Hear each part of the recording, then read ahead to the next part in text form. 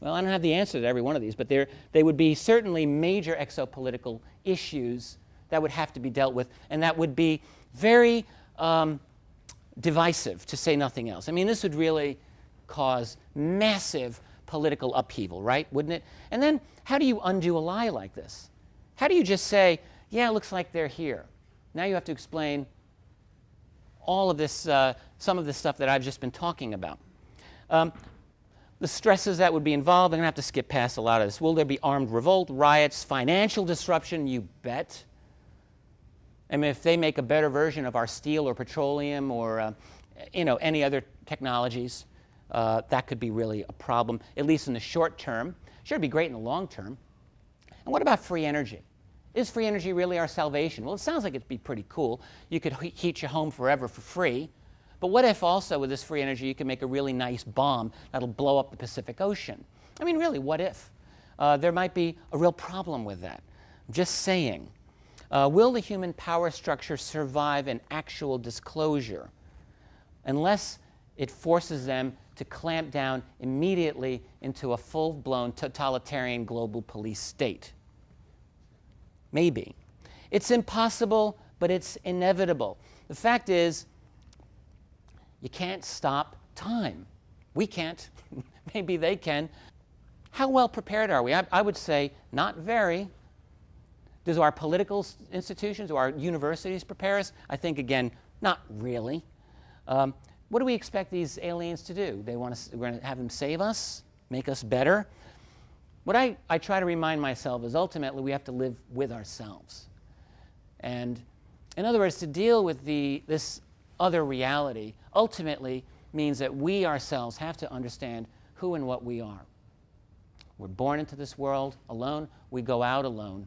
And we're going to have to deal with them in some way. So, in other words, not to sound too new agey here, but it really will truly require a raising of our consciousness.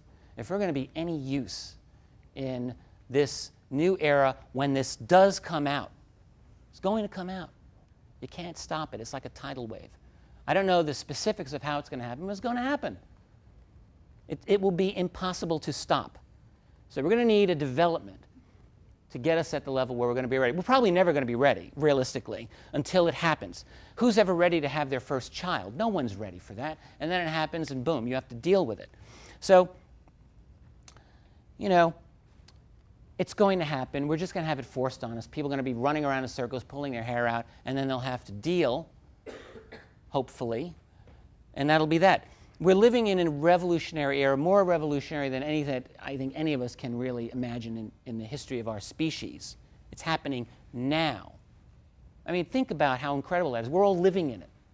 We're living in the transformation of human civilization, maybe the falling off the tightrope, maybe getting to the other side. Either way, it's a wild ride. My feeling is that this unstable period leads inevitably to political and financial instability, which we're seeing.